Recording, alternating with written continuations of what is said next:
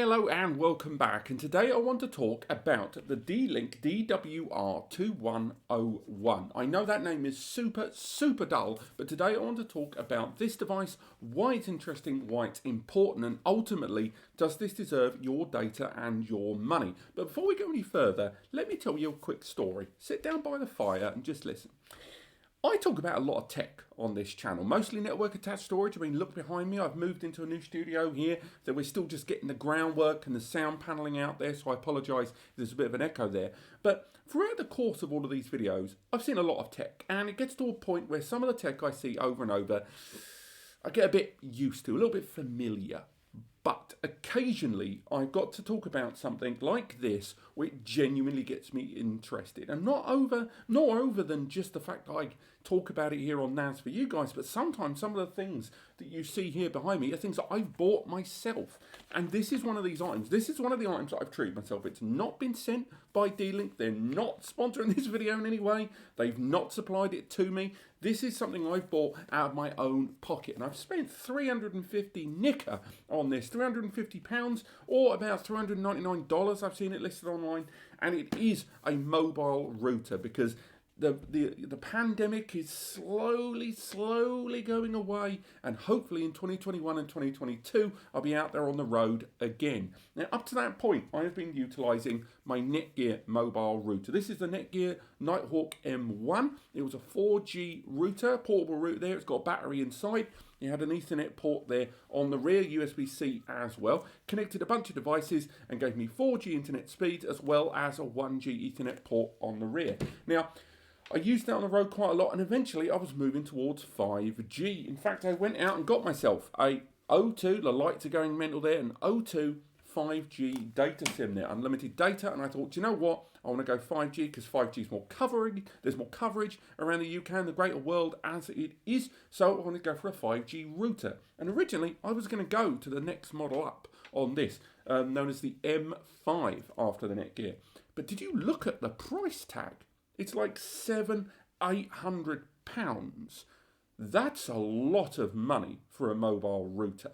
Now, being priced similarly to that of a modern mobile phone, you can really only get these in any kind of marginally affordable way by getting them on a data plan. We're getting it included, and then you're looking at a 12 to 24 month contract, and then you are spending lots of money. Which is when this came onto my radar. It was recommended by a user here on YouTube, and again, it arrives at about 350, which is still quite a lot of money, given that a non-mobile router and one that supports Wi-Fi 6 you can pick up for these days for about 150 to 200 quid. Yes, this is mobile, and yes, it uses a mobile data SIM, but it's still 350 quid. So throughout the course of this video, this is the first time I'm opening this device, and I've not tested it yet. This device here, what we're looking at is, one, is it as good as they promise? Because they make a lot of bold promises about this device. And secondly, we want to know if it's worth the money. Now, in this video, I'm going to be talking about the hardware only. We're going to be doing a 5G data test in the field, a 4G data test in the field using EE, and we're going to be testing Wi-Fi 6 and 1GBE. In fact, the Wi-Fi 6 testing, we're going to be using this QNAP here and their Wi-Fi 6 adapter, as well as Wi-Fi 6 routers like the Asus AX over here. That's coming in other videos. I will refer to that probably on screen when I get that video done and pop it there. But bear in mind, this video has been recorded before all of that testing. So when I do those videos, check those out. But today we're going to talk about what this is promising. So the D-Link DWR-2101, they've done quite a lot of mobile routers. What makes this different to the majority of the ones on the market right now? Well, first and foremost, let's talk about it. 5G. 5G coverage, get this out there out of the box. 5G coverage is getting more and more widespread. It's a much faster upload and download speed. There's more to it than that, but ultimately it is better performance for cellular mobile data out there with your mobile phones, and everything just being more cut and fast and more available bandwidth.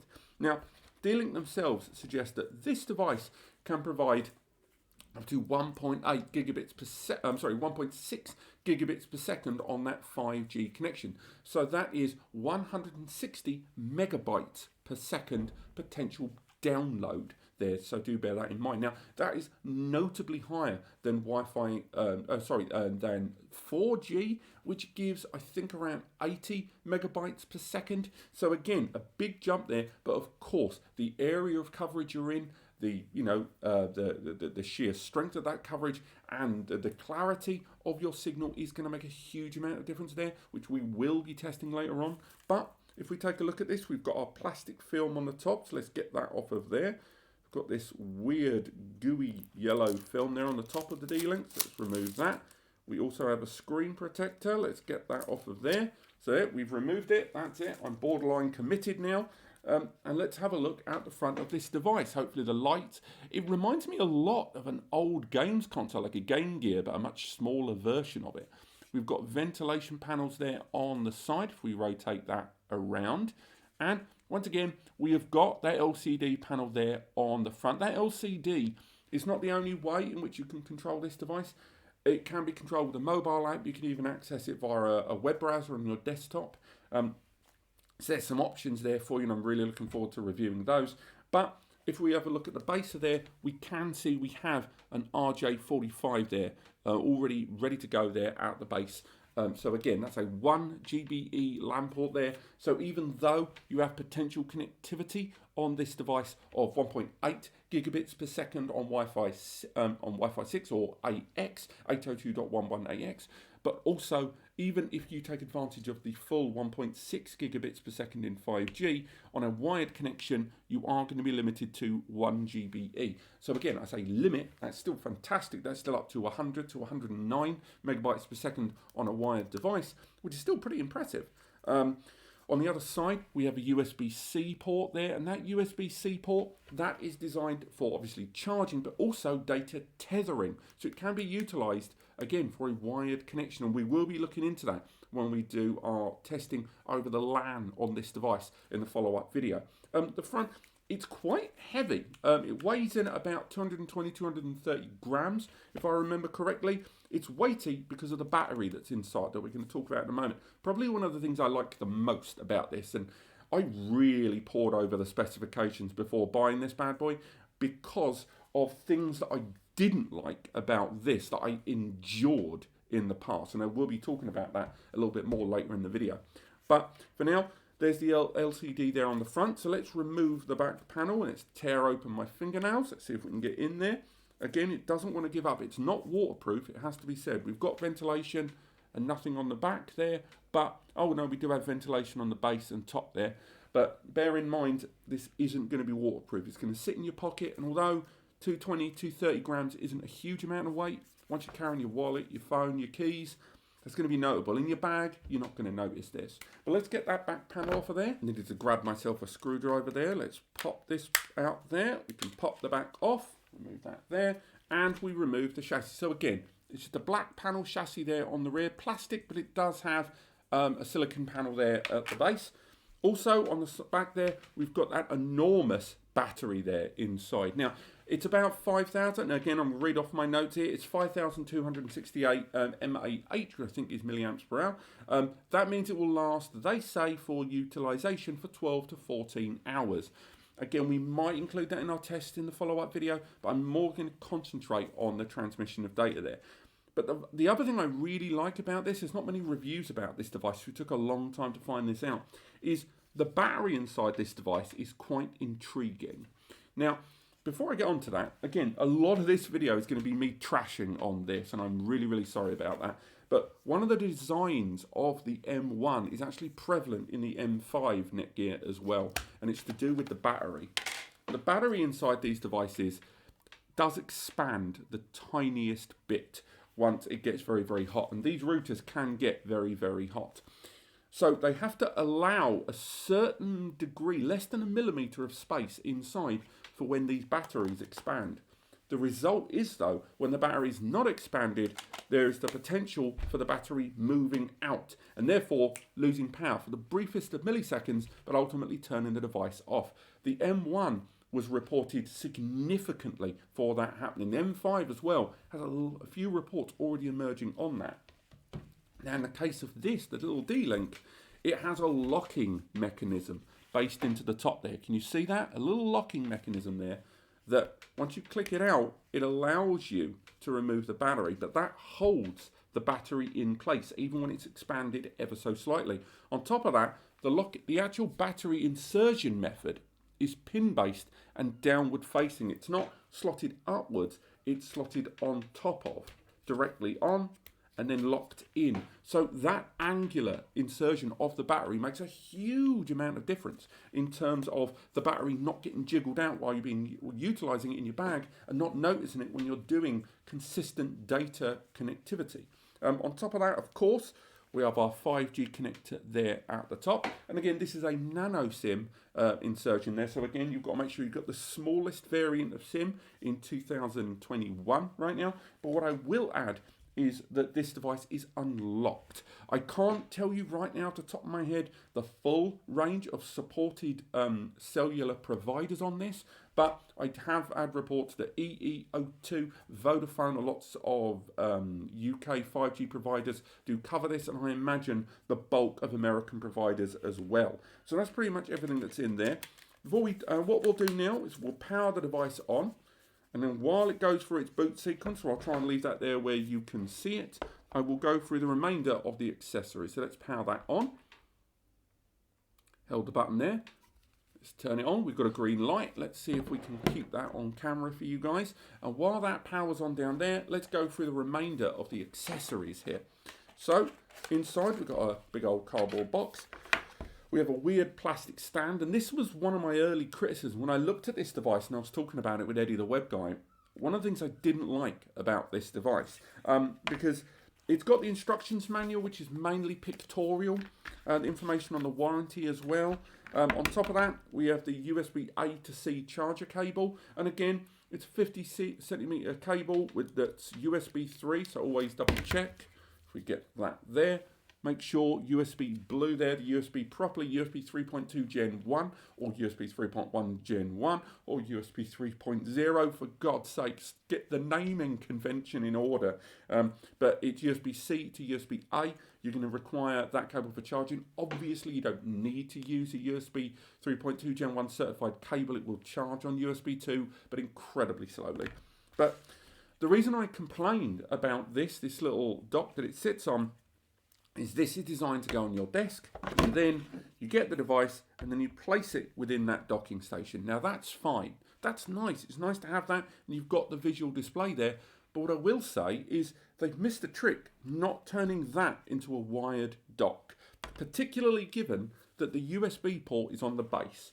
I think there is a lot of ways in which they could have made sure that this device, maybe the screen rotated there, they could have had it that this could have charged in a dock. And I do think, as nice as this dock is, and it is rubberized on the base, so you can't move it easily, as good as that is, I would have liked that dock to be included in the charging method, because otherwise you've got loose cabling, and it's pretty annoying there, particularly given if you'd actually gone in and charged into the USB port, the LAN port would have been at the rear, which would have made it at the top, which would have made it easier to access that port. Whereas now, when you put it in the dock, the Ethernet port there is at the base where you can't even get a cable in. So again, it's nice to have that, but it's incredibly invalidated in a number of ways. So we've let the device power up. Let's have a little look at it. So this is our user display when utilizing the device. So again, we'll make sure that's on screen. So again, you've got real-time information there. There's no SIM inside this right now. So obviously there's no data transmission. It's mentioning the battery as well there on screen. It's very clear. There, I've already checked prior to this video. To go through the options, you swipe across the screen and we have options there on screen for you there. And again, we've got a connections guide, power saving guide, SSID to create and tailor your internet connection there to make sure you've got the right security credentials. On top of that, there's also SMS settings. You can't actually transcribe an SMS on this, but you can log in via the web browser and I believe the mobile app in order to take advantage of any text or SMS kind of support there on your SIM. On top of that, you've got a settings menu, an about menu, and finally an internet speed test there on screen. And again, I would go through a lot of the speed testing now with you, but again, I've not even registered the SIM, and I wanted to concentrate on the hardware and the buying points of this device, and then make sure all the performance testing is in its own video, because that on its own is going to span 10 to 20 minutes, and this video must be at least 12 to 15 minutes at this stage. So what is it about this device that makes it, interesting to a lot of you? Let's go through some of those highlights there. Let's use the funky little dock, which although I have critiqued it, is still quite handy there. So let's go through everything so far. It's about £350 to, $399. What are you getting for your money? Well, first and foremost, you've got that 5G data connection, which if you live in a 5G area, you're going to get tremendous speeds. In some cases, greater than gigabit LAN, which is going to be very useful for those out and about. And I'm looking forward to doing the testing there. On top of that, Wi-Fi 6, of course, improving things both in terms of bandwidth, data transmission, and the security compared with that of Wi-Fi 5. Wi-Fi 5 gives you around 60 to 80 megabytes per second typically in a single data connection, whereas the Wi-Fi 6 connectivity on this goes up to 1.8 gigabits per second, or 180 megabytes per second. But bear in mind that's across frequencies, with the 2.4 gigahertz frequency giving up to 274 megabits per second, so 57.4 megabytes per second, and the 5 gigahertz connection giving you a fantastic 1200 megabits, or 1.2 gigabits, or 120 megabytes per second on that 5G connection. And again, I'm looking forward to testing it out with the QWA card from QNAP to test some of the data transmission via a Wi-Fi 6 laptop over there, this Wi-Fi 6 laptop, and this Wi-Fi 6 NAS, and this Wi-Fi 6 data connection there. On top of that, again, the LAN connection. A lot of you don't seem to understand how rare it is to get a high-performance mobile router that has a LAN port. So many mobile routers out there you can pick up for about 50, 60 quid, but very few of them have a gigabit connection there. Some of them even have a LAN connection that's not gigabit. It's like 300 megabit, so or 30 megabytes per second. So if you do see one with a LAN connection and it seems cheap, double check that port. There's a very good chance that that's the reason it is cheap at all. Also, the USB-C port on there that can be used for tethering, always helpful indeed. And of course, that battery length there of 12 to 14 hours. Again, I'll have to take them at their word for now, but that's still a decent little length, particularly given that this gave me about 8 to 10 hours typically. Now, you can connect to it with up to 32 devices. I don't have 32 Wi-Fi devices here. I'll be testing 5 to 10 devices in a later video, but still 32 is a pretty good level. And the idea that I can control this via the LCD panel is still pretty impressive. If I power this Netgear on, and again, I'll have to double check because I think I've not turned it on since about early 2020. Unfortunately, the battery is dead, so we will be looking at that later on. But they've both got a level of touchscreen control. A lot of you might like the physical buttons. The newer generation Netgear M5 has buttons on it, physical buttons. This has integrated the control directly into that screen. You have to press the power button to wake the screen up, but then after that, everything can be navigated very easily just using the controls there, and we will be going through those a little bit in a future video. There's the mobile app and of course desktop access. So configuration and customization is very, very easy indeed on this. But one of the other standout moments for this device is the fact that it supports WPA3. Now, a number of you might think, well, security, I'd accept that. I'd want WPA3. Why is that such a big deal? You can tell I've got long hair, cannot wait to get a haircut. But WPA3 is not as commonplace as you would expect across routers, particularly mobile routers. Indeed, a number of key Wi-Fi 6 routers that were released last year were rated at WPA2, which, although significantly more secure than the near decade-old security protocol of WPA that came before it, WPA3 allows for far more efficient security checks, better density and layer checking of the security protocol, but does it with less of an impact on performance. So therefore, it's a much more efficient and high-performing security level than that of WPA2 that came before it. Indeed, a number of routers that came out last year that had Wi-Fi 6, as mentioned, including QNAP's own Qhora router, which arrived with WPA2, was less than Synology's router, near 2 years old, that has Wi-Fi 5, which is WPA3. And again, there are no subscription built into that. The parental controls, that a lot of Wi-Fi 6 vendors have started slipping in under the rug, which I do not like. They don't stick it behind a subscription service. They include that all for you straight off the bat. So definitely worth looking into there. And of course, lots of configuration options there for firewall, DMZ settings as well, and statistical analysis available on the mobile app and directly via the speed test there on the user interface. So you're getting a lot for your money. Of course, we still have to do the performance testing. I hope there's been a video on screen at some point that I've added in post there after this recording. But in terms of hardware and the settings you're getting, this is certainly bringing a lot to the table for me, and it does bring a lot of key and important features in mobile routers, and you can kind of see why CES gave it such a big prompt and why I just spent 350 nicker on this device. But for now, as much as I'm enjoying the hardware review, we need to get this performance tested. So I'm going to wrap this video up now.